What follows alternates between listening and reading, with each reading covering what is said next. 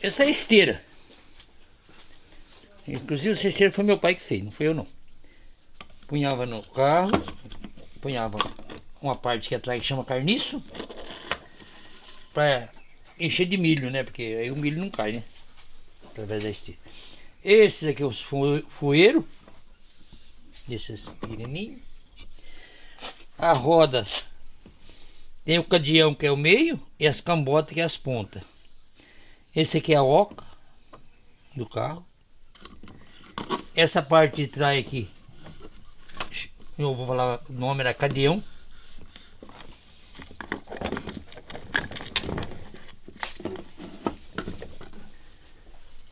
Aqui é o cabeçalho. Essa parte aqui era a cheda, como eu falava, a cheda do carro. Essa aqui era a perna de cheda. O eixo.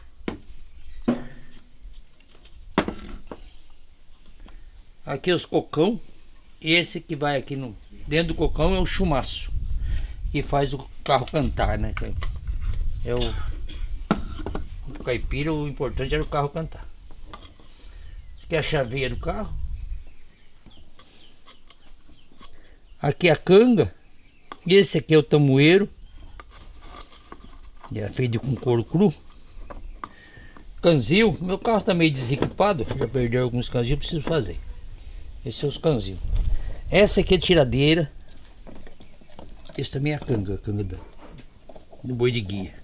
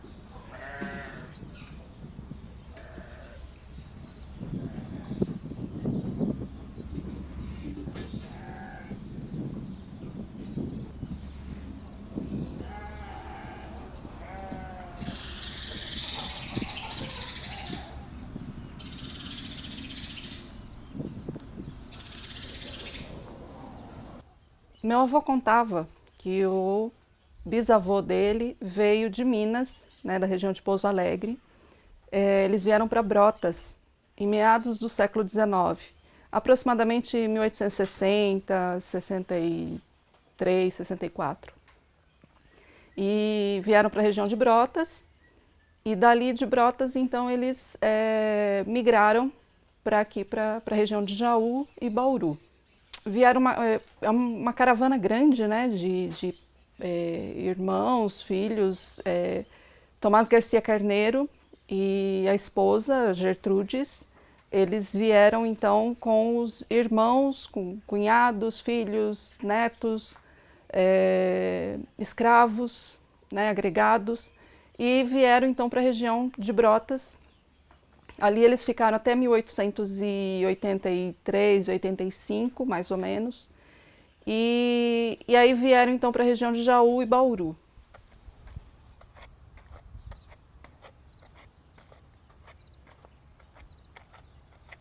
Como que as pessoas se deslocavam nessa época? Bom, o núcleo urbano é tudo muito próximo, né? Então a pé ou a cavalo. As pessoas que moram no meio rural, dependendo da distância, que era medida em léguas, por sinal, então havia algum bairro rural que distava 1 légua ou 2 léguas. Aí os mais pobres, eles vêm a pé. Aqueles que têm um pouco de recurso, vêm a cavalo ou com trole. O trole seria uma espécie de charrete, né, puxada a cavalo. Então, basicamente é isso. Não tem veículo automotor, né? Ou é pé, cavalo ou trole. E o transporte de mercadorias, carro de boi ou lombo de mula. Então, é assim que se transportava as mercadorias Por exemplo, quando vem uma família de fim de semana aqui para a vila, para fazer compras no armazém, aí vem de carroça ou de trole, como eu falei, né, e leva a mercadoria. Então, basicamente, o meio de transporte é esse, né? Mas a gente tem que ter em mente que a maior parte da população é pobre, né? Então anda a pé. Que seja 1 légua, 2 léguas, 3 léguas, 1 légua é mais ou menos 6 quilômetros, né? Então 2 léguas, 12 quilômetros, 18 quilômetros, as pessoas estão acostumadas a andar.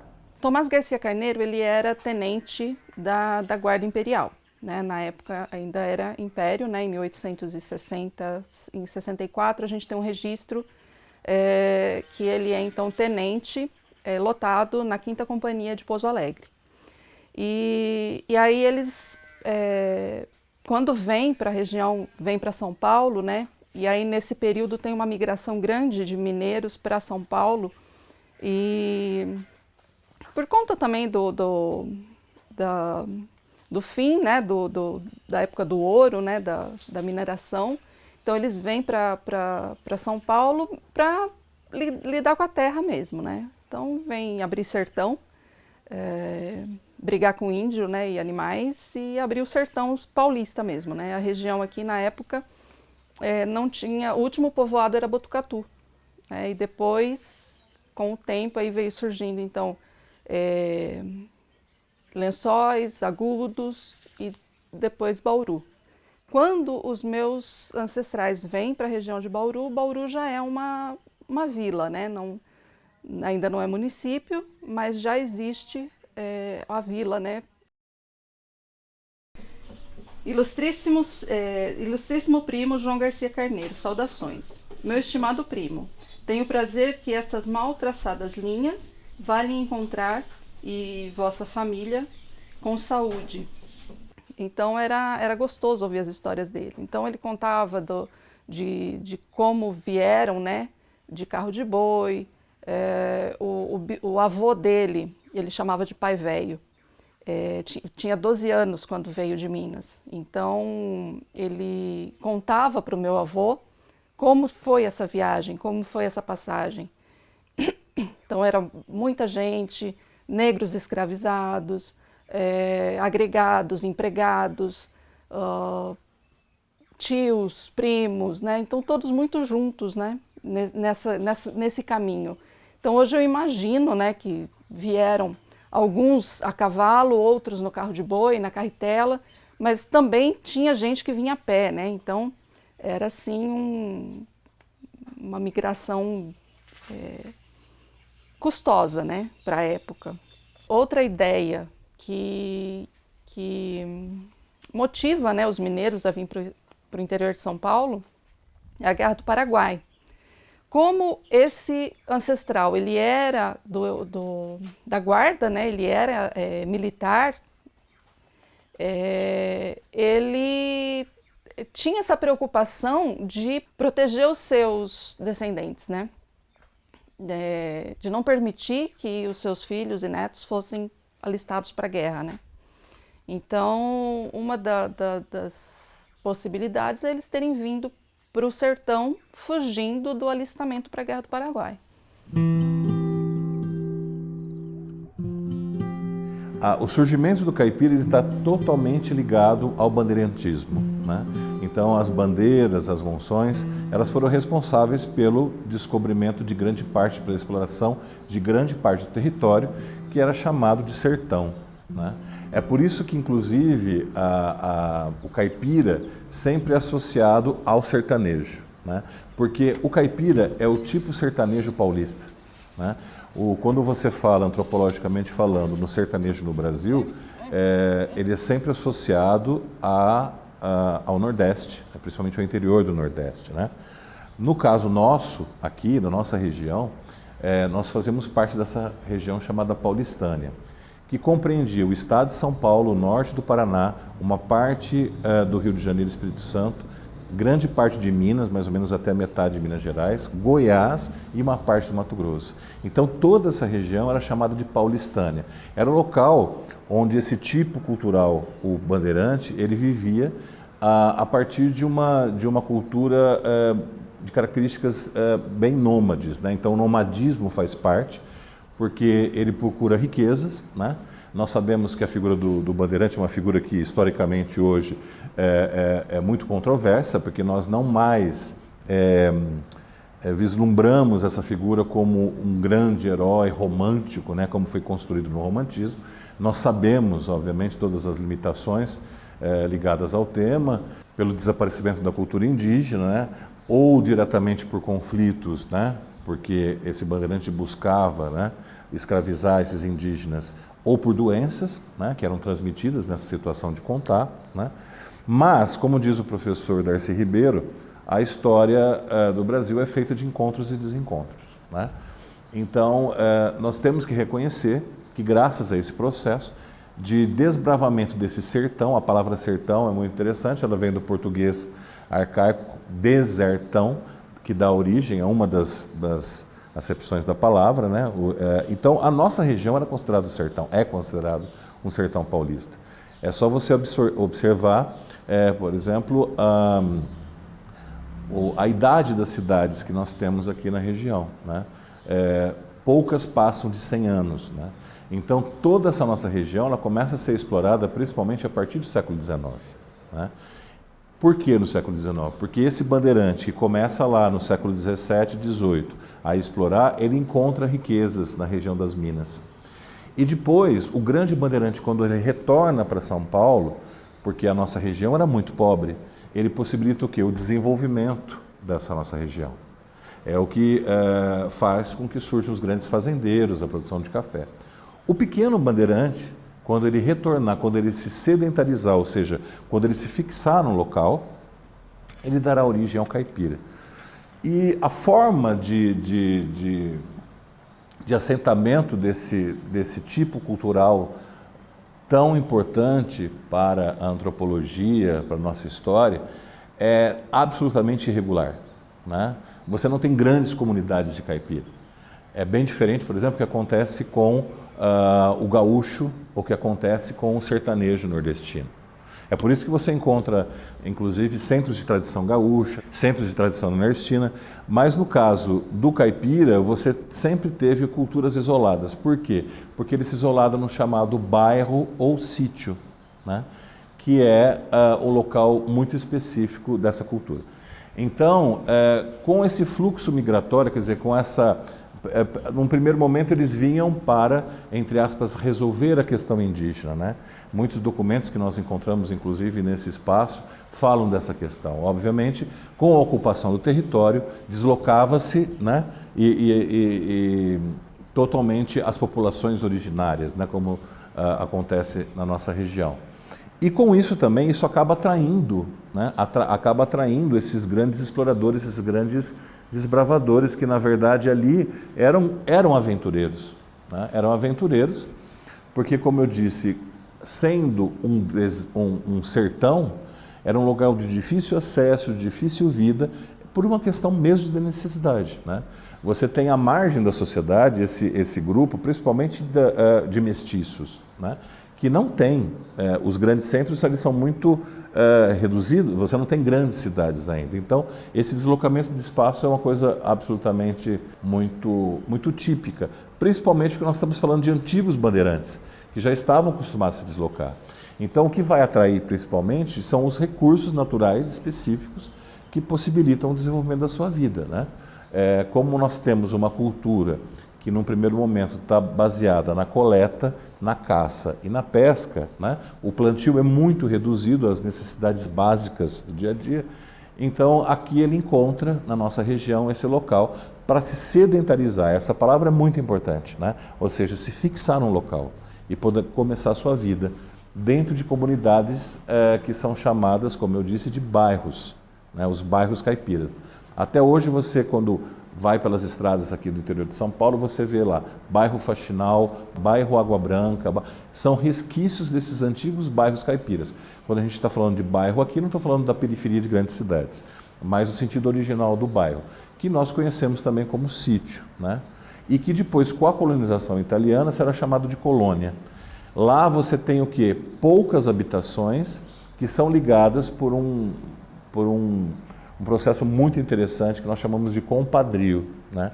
A relação deles, primeiramente, começa com Deus. Então, isso possibilita o quê? Uma cultura de subsistência e também uma cultura de mutirão. Porque quando um precisa, um ajuda o outro nessas pequenas comunidades.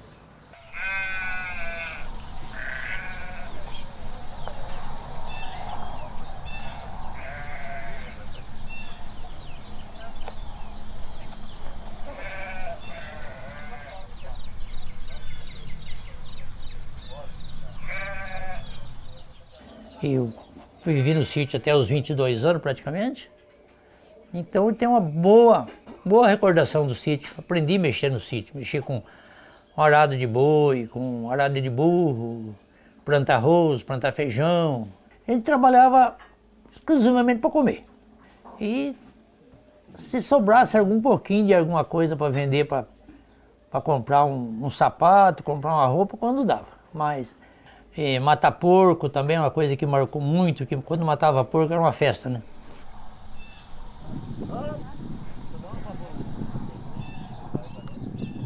Às vezes acabava o arroz, por exemplo. Então o arroz ainda ia demorar um pouco para colher. O vizinho tinha, assim, ela trocava os vizinhos, emprestava um saco de arroz para pagar, dizia pagar na colheita. E feijão, era a mesma coisa. Às vezes quando um matava um porco e o outro não tinha gordura em casa, então pegava-se pegava um pedaço de porco dele, e quando você matar o seu, você pegava, pagava, falava, né? Eu tô devendo um pedaço de porco pro fulano, agora matou o porco, tem que levar. E era uma comunidade, né? A gente morava no sítio, mas tinha vários vizinhos ali, né? No sítio você tinha que comer, porque não tinha geladeira, não tinha energia. Então tinha que comer o que tinha na época. Por exemplo, era tempo de quiabo, tempo de abobrinha. Então tinha que comer quiabo e abobrinha. Tempo de batata doce, é tempo da batata doce. O milho verde, hoje você vai na feira, qualquer tempo você tem milho verde na feira. Aquele tempo não. Aquele tempo você comia milho verde, era só na época do milho verde. Passou aquele tempo, você não tinha mais milho verde no lugar nenhum. Só dezembro, janeiro. E você acabava a época do milho, aí você tinha que comer só da época, coisa da época, não tinha nada fora de tempo. E carne de porco não tinha geladeira, matava um porco grande, tinha que fazer. Fritava o porco tudo, bem frito mesmo, bem fritinho, e ponhava umas latas. A gente falava comer carne de lata. E a carne conserva, né? Porque no sal e na gordura, ela não estraga. Fica ali um mês ali a gordura, a carne da lata. E ovo, né? Comia muito ovo, frango caipira. E era isso que tinha, arroz e feijão, era o básico, né?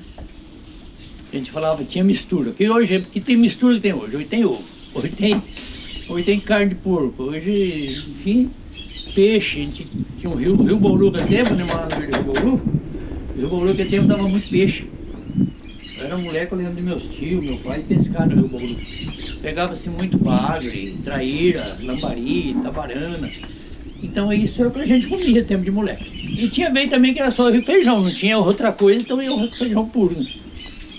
É interessante que com o caipira surge aquilo que nós, na nossa região, conhecemos como mistura, que não existe em outras regiões do Brasil.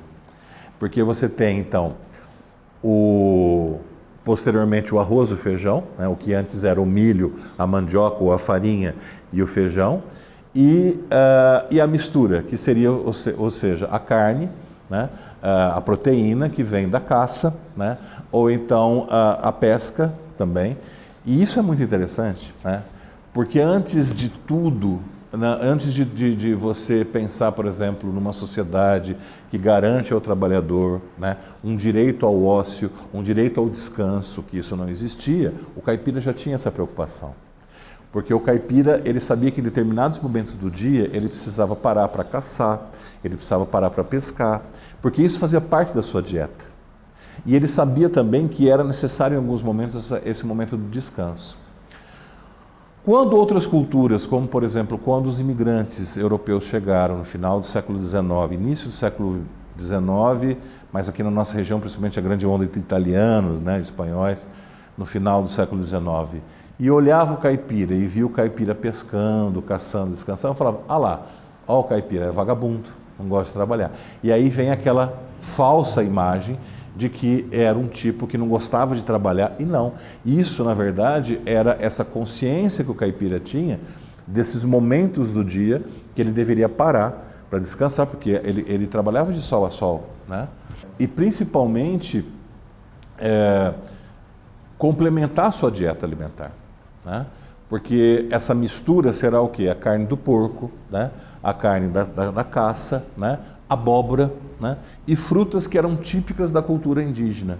Era uma dieta muito reduzida, mas que, de certa forma, preenchia as necessidades do bairro, preenchia suas necessidades, né?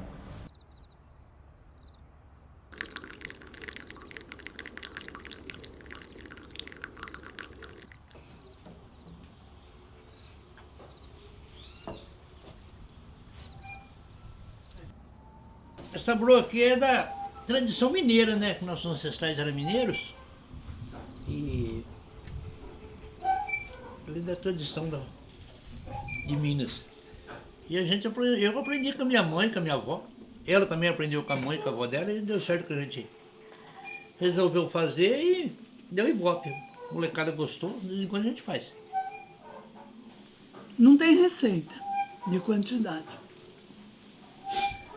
Você rala a mandioca, cozinha aquela massa de mandioca com leite, faz a goma, aí espera a goma esfriar e junta gordura de porco, ovo, o açúcar, o fubá e a erva doce. Aí mistura bem e coloca na folha da bananeira para assar. Essa é a folha da bananeira, que faz parte do ingrediente também. Por ela ser verde, ela retém líquido, retém umidade. E aí com isso ajuda a cozinhar.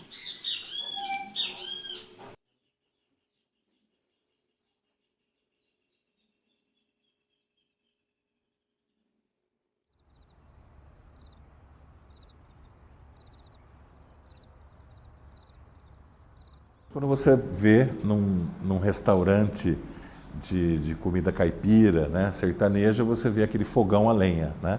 O fogão a lenha, ele representa o quê? Uma grande sabedoria do passado, né? Que hoje em dia, inclusive, nós desenvolvemos várias técnicas, né, e processos na gastronomia que acabam por, de certa forma, resgatar essa sabedoria. Como, por exemplo, o cozimento, as técnicas de cozimento, né, de cocção, né, e cozimento, que você tem uma baixa temperatura por um longo tempo, que é a característica do fogão a lenha, né? Não era a panela de ferro ou a panela de barro, não. Era justamente por esse longo tempo de cocção ali que ficava, né, o alimento. Então, um sabor absolutamente fantástico, né? Então, são técnicas desenvolvidas a partir da cultura indígena, principalmente, como eu disse, né? O forno também, né? Onde ele preparava os assados, porque tudo que ele precisa, ele tem no bairro. Nós podemos dizer que no final do século XIX e no século XX, nós tínhamos uma cultura quase perfeita, porque ela estava, de certa forma, separada já há mais de um século dessa cultura que movimenta através do dinheiro, do comércio, as relações, né? Ele está afastado disso e ele não precisa disso no bairro, porque tudo que ele precisar, ou ele tem para a sua cultura de subsistência, ou ele pode conseguir através da troca com o seu compadre, né? Ou através do mutirão, quando ele precisa construir uma casa, quando ele precisa construir um galinheiro, etc. e tal. Esses momentos tão especiais, onde ele aplica essas técnicas, né, através dos alimentos, né, que ele resgata esses valores, que ele traz do português, que ele também tem ali dos indígenas, que depois é implementado pela cultura africana, né, são momentos muito celebrativos para ele. Por isso que a celebração é algo absolutamente importante dentro da cultura caipira. As celebrações juninas, as festas juninas, as celebrações, as folias de rei, as celebrações do divino, elas mantêm, elas estabelecem as relações do bairro. Elas mostram que essa relação não tem interesse. É uma relação estabelecida com Deus que possibilita o desenvolvimento da terra.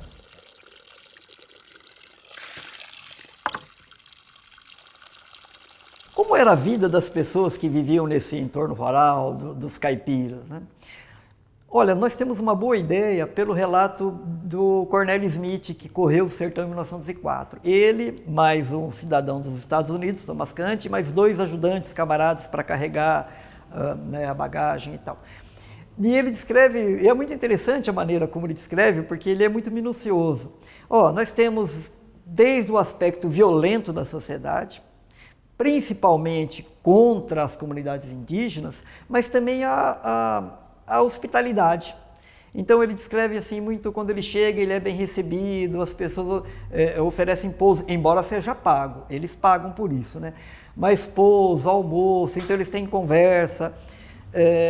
Qual era a situação? Alguns viviam de uma maneira mais temerária, porque eles viviam meio que isolados, perto dos índios. Então os ataques são alvo de muita preocupação e eles ocorriam. Então havia aqueles que moravam mais no fundo do sertão, então vivia de maneira assim mais preocupada, então sem ter uma hora assim de ficar zanzando para lá e para cá. Então eram pessoas que às vezes nem faziam plantações, preferiam comprar. Por quê? Porque as plantações eram alvo dos indígenas. Agora, havia também aqueles que estavam já num bairro rural um pouco mais organizado. Eles faziam atividades como mutirão, que era um trabalho em conjunto, né? Por exemplo, uma colheita, para construir uma igreja, uma capela, faziam o trabalho de mutirão. Quando terminava o trabalho de mutirão, eles organizavam uma festa, né?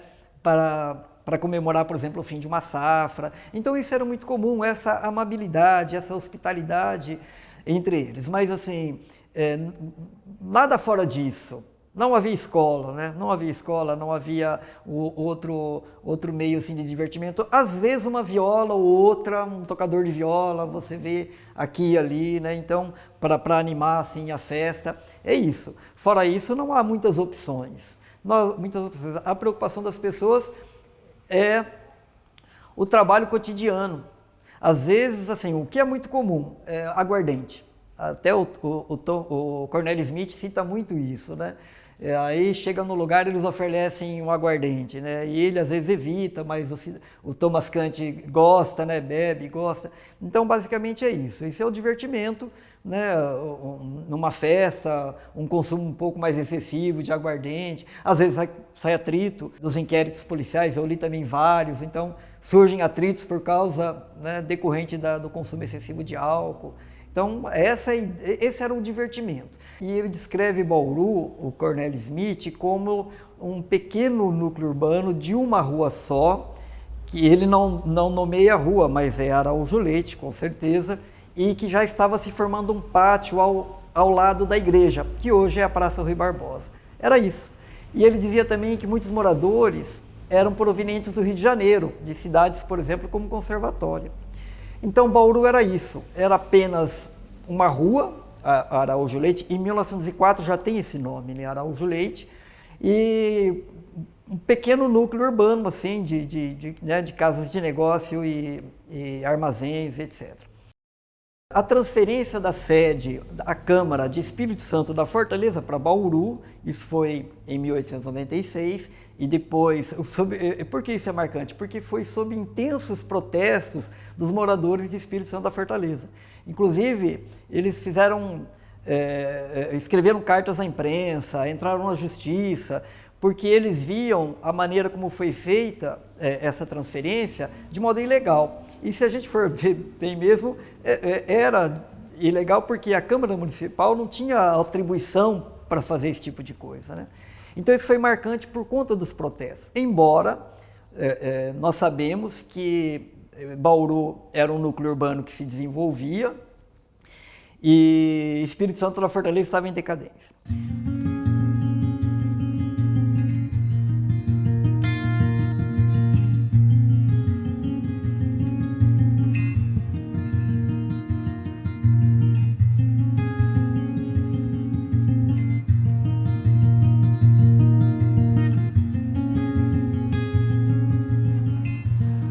Quando você fala nessa palavra hospitalidade, é justamente estar aberto ao outro, né? Estar aberto justamente, obviamente, que tudo passa por uma relação de confiança, né? Você tem que ganhar a confiança do caipira, mas ganhando essa confiança, ele vai te tratar da melhor forma, ele vai sempre oferecer o que ele tem de melhor para você. A partir de alguns relatos a gente percebe, ele tem muito essa consciência de receber bem, né? De procurar sempre ser solícito, né, dentro das suas relações, né?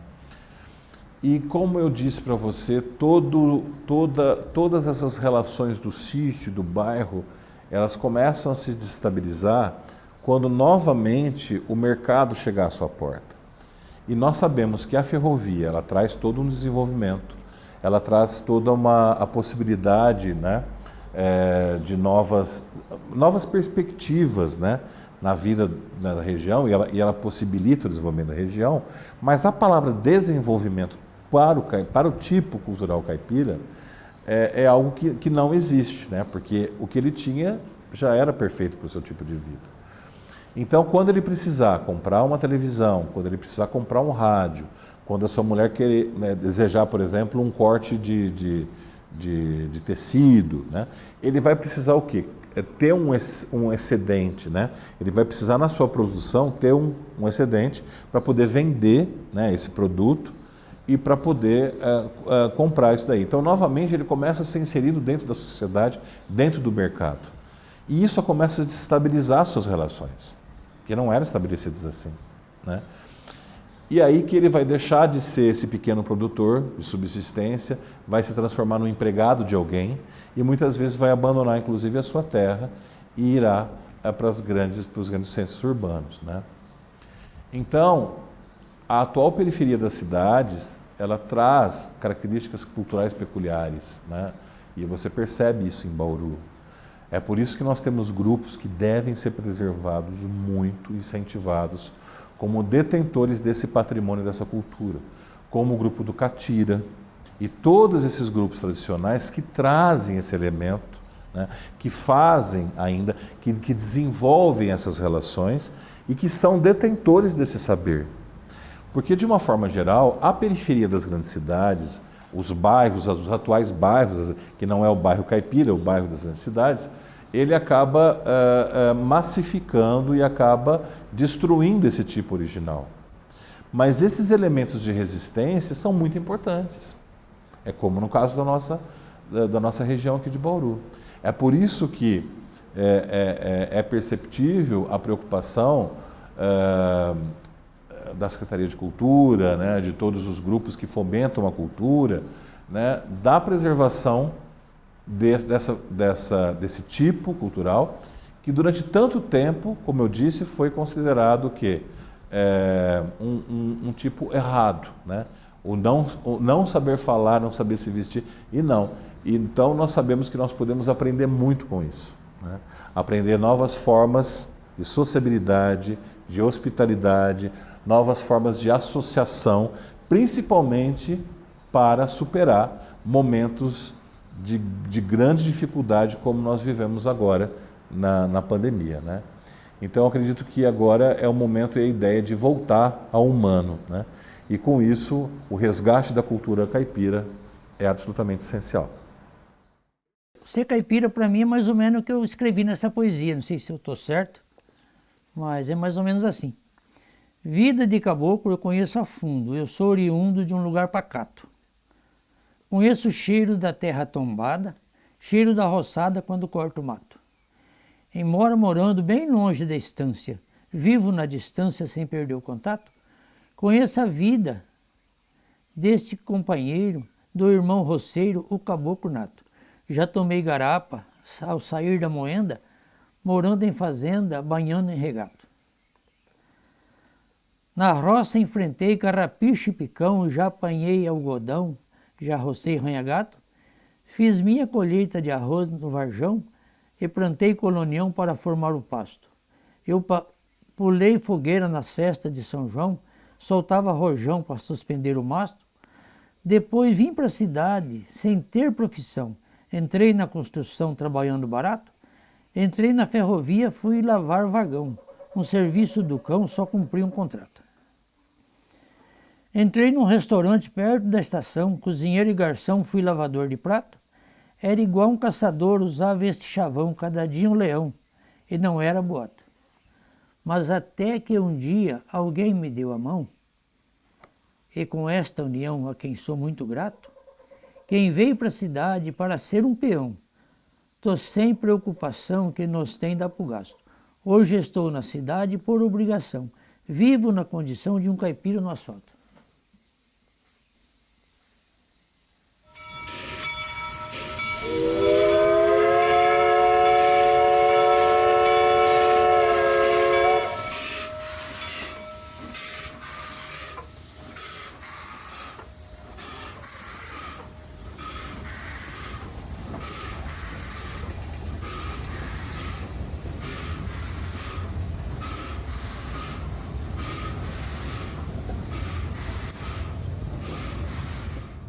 Eu penso que a alienação do homem, né, em não saber, não ter noção, né, de onde vem o alimento, né, a sua subsistência, é a pior parte. Tá? Então, eu sou professora e às vezes a gente se depara com situações que a criança pensa que o leite nasce dentro da caixinha, né? Ah, de onde vem o leite? Vem do mercado, né? É lá que eu vou buscar. Então, assim, e isso empobrece, né, a nossa vida. A nossa existência é histórica. Então, eu estou aqui hoje porque muitas pessoas vieram antes de mim e fizeram coisas para que a minha sobrevivência hoje fosse dessa forma. Por isso que é muito importante investir na educação, no estudo, para justamente resgatar esses valores. Porque quando a gente fala em arte, quando nós falamos em cultura, quando nós falamos em um patrimônio cultural, nós estamos também falando da cultura caipira.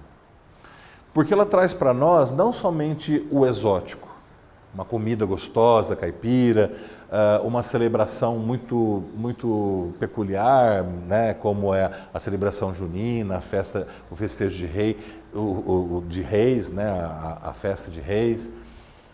Mas ela traz também um comportamento e uma forma de associação que acaba nos ensinando como viver, né? Então, tudo aquilo que você tem hoje, campanhas que solicitam, que pedem uma cordialidade, né? Essa possibilidade de olhar para o outro como um olhar mais humano, principalmente na época que nós vivemos, né? Uma época que nós acreditávamos que esses valores humanistas, né, estavam tão consolidados e, de repente, quando você vê discursos que pregam intolerância, né, que pegam justamente qualquer forma de discriminação, né, de misoginia, né, discursos que não têm a ver com essa forma tão tradicional e tão pura de ser, né, que preza principalmente pelo humano. Nós não estamos falando de um fenômeno religioso, nós estamos falando de um fenômeno humano, de uma forma de agregação, de uma forma de associação que era perfeita.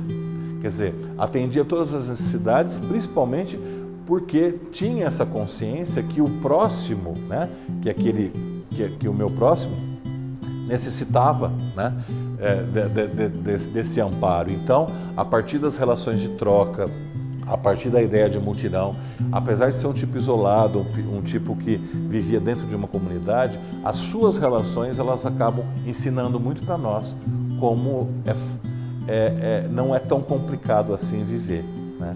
Existe uma forma muito mais simples de se viver, que é justamente tendo essa consciência social e essa consciência em relação ao próximo. É uma composição, eu escrevi umas brincadeiras e acabou virando música. O neto gostou, meu irmão gostou. Ficou mais ou menos assim, né, filho? Foi até gravado já. Foi até gravado já. E eu vou contar uma história. Se é verdade eu não sei, do jeito que me contaram, eu vou contar pra vocês. Me conta um caminhoneiro, por nome José dos Reis, no estado do Paraná, numa viagem que ele fez. Veja só o desespero, estourou um pneu dianteiro do seu 1516.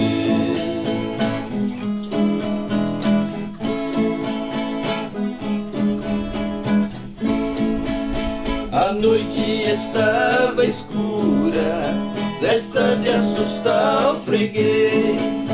Jogou pro acostamento e foi parando de esgueiro. Era subida de serra e muito estrago não fez. Era só trocar o pneu e prosseguir outra vez. Mas surgiu na escuridão alguém com a vela na mão, sorrindo e muito cortês.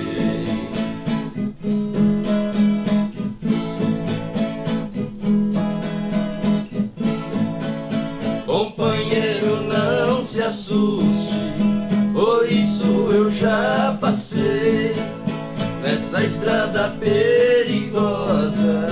Muita soja transportei nesse mesmo acostamento, pneu também já troquei.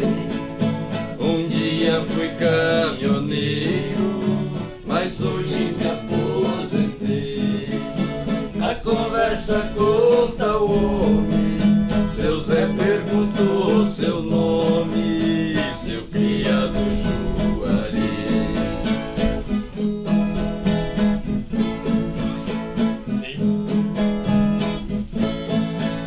Terminada a operação, do susto seu Zé refez. Tinha que seguir viagem, pois era final de mês. Foi despedido o parceiro e sumiu com rapidez. Só uma vela e uma cruzinha pôde ver com nitidez. No braço da cruz cravado, Juarez da Cunha Machado, tava escrito em português.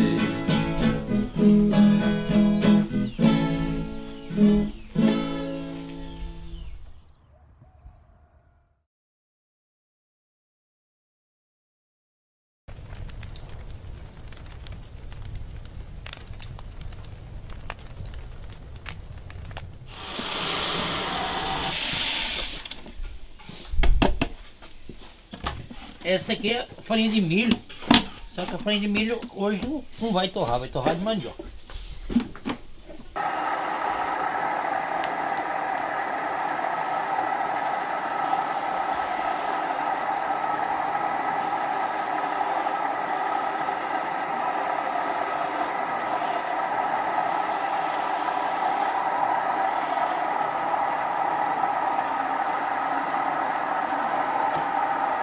Aí depois a gente tira ela daqui. Ela tá nesse estágio, né? Aí a gente põe ela no sítio. Meu pai ponhava num jacá que ele fazia de imbira. E a imbira é uma madeira especial que tem na beira do rio, chama imbira de sapo. Ele fazia aquele balaio de imbira. E o balaio é uma maneira que ele, quando você prensa, ele aí tira toda a água dela, né? Mas aqui já não tenho as manhas de fazer de imbira. Aí eu põe num saco de plástico. E tá na prensa ali, ó.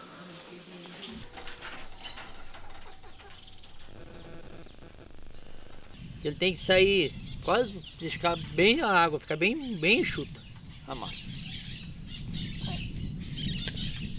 Punhou aqui ontem à tarde e agora a gente vai tirar daqui. Eu improvisei uma prensa aqui. No sítio isso aqui era feito com mais rudimentar um pouco. Meu pai ganhava peso aqui para prensa. Pra tirar água, né? Excesso de água. Porque se ponhar muito molhado lá, aí ela acaba grudando no forno e vira goma e não torra. Então ela tem que estar com pouca água. Eu acho que essa massa ficou meio molhada, viu, bem? Eu acho que ela ficou muito seca. Não, não seca não ficou não.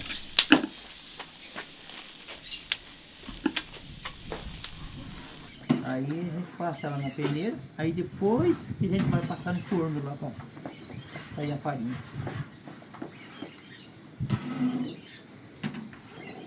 Fica bem uniforme, né? Onde ela não tá muito seca, onde ela tá mais seca. Legal.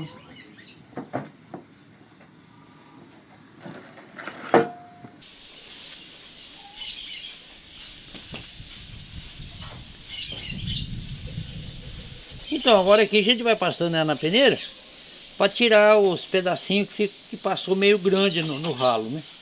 Para hora que passar no forno lá, ela descer certinho, sem os pedacinhos mais grandes. Aí, esse daqui, ó, sai fora. Esse aí não vira farinha. Quando eu me entendi por gente, meu pai morava no sítio, minha mãe e meu pai faziam isso aqui.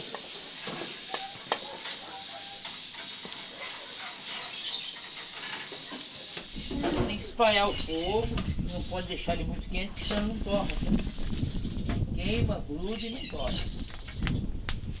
Tem que deixar ele espalhado. O fogo aqui de baixo. Se abusar da temperatura, você não torra.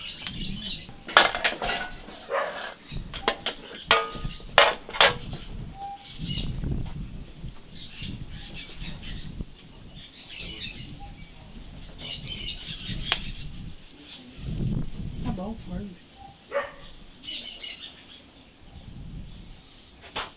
Ela fazia biju, né? Ela não faz bijuzinho. Tem que dar um tempo para ela amarelar. A hora que ela vai amarelando e vai levantando. Ela tá começando. Tá começando a rebitar os biju. Ela já começou a fazer o biju. Na beirada ele tá mais frio, você vai varrendo e trazendo onde o forno tá mais quente. Pra ela ir chegando. Aí, aqui ela já tá amarelando.